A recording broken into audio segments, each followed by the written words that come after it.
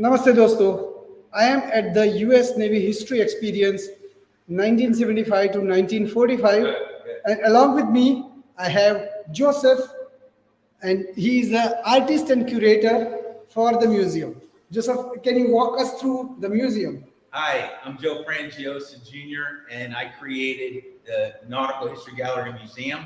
And the story I did for this room is US Navy History Experience 1775 to 1945.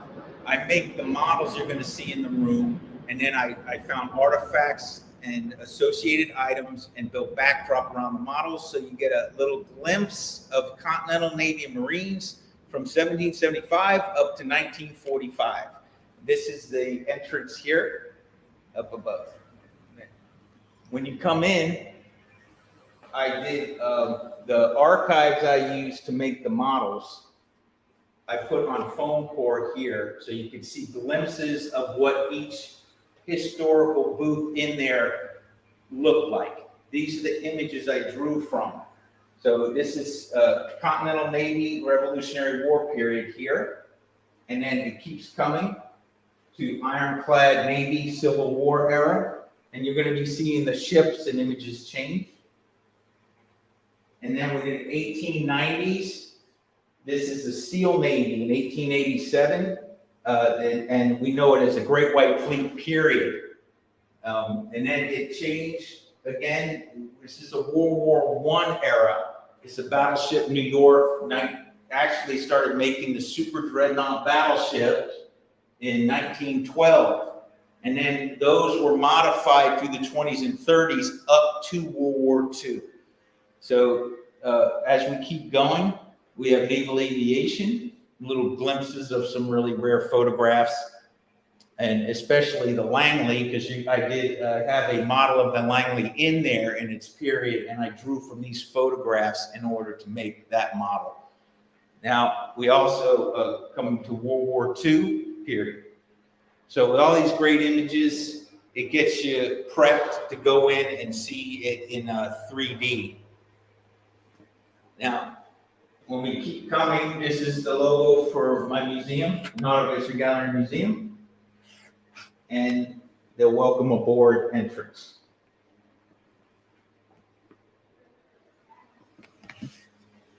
Follow me. As you come in, you start to feel the period of the Revolutionary War period. This is the age of wooden hull and sail. And when you turn the corner, you're entering this period. And you'll see up close in detail what the ships were like in the models.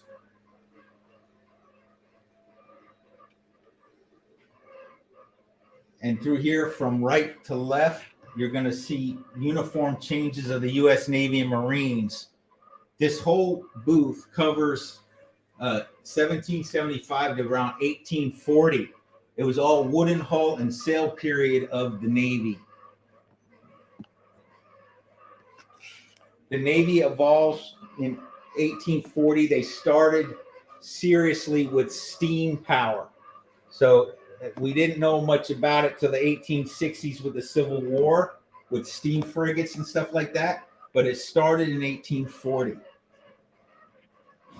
Now this whole area here goes all the way to 1887. Now the period we were just in was iron hull, sail power, and steam power. So it's all mixed together. Now as we come into 1887, the Navy went to steel hull from iron. They still had sails on board until 1895, and they trusted the engines after 1895. So then you didn't see sails anymore on the ships. As you come around from the Great White Fleet period was 1887 to 1910 about. White paint was because it was peacetime colors for the Navy. It was just a way for the world to know when we're out on the ocean who's there. Now in 1912, the Navy bumped up the battleships. They got way more modern. 1912, this super dreadnought battleship. This was 600 feet long in real life. So it was a real jump from everything you just saw leading up to it. And in the booth, it makes you feel like you're on it. We had the first wireless communication on the ships, ship to ship. You had fans now, so there's more comfort. You had bunks instead of hammocks. So in this period, the sailors felt like this was way comfortable, like not to what we know now, but to them it was a big deal. Now, all these battleships evolved through the 20s and 30s up to World War II. They just kept modernizing the old hulls. And then they started building newer battleships later.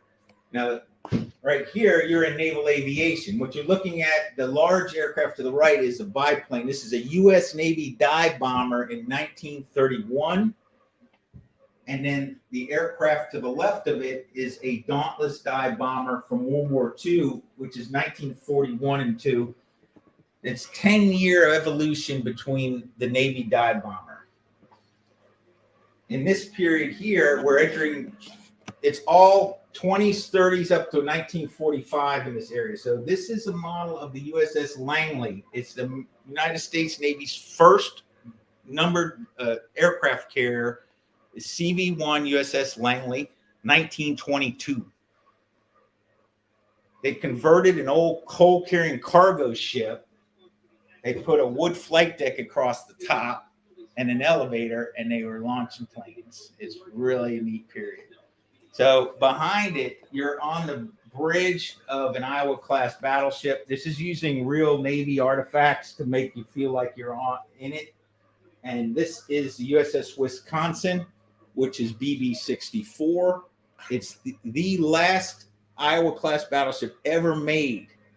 So it was a good stopping point for the story, where the image you see here is an aircraft carrier flight deck, 1944-45. That ends the story. So in a nutshell, how did we go from the wooden hull and sailing warship in that first painting in the Revolutionary War? How did that turn into that? That's the rule. Excellent. So with this, I am going to, and we are going to move up to the latest creation by Joseph. Joseph, can you explain this one? This is BB-1. It's the U.S. Navy's first numbered battleship in 1895.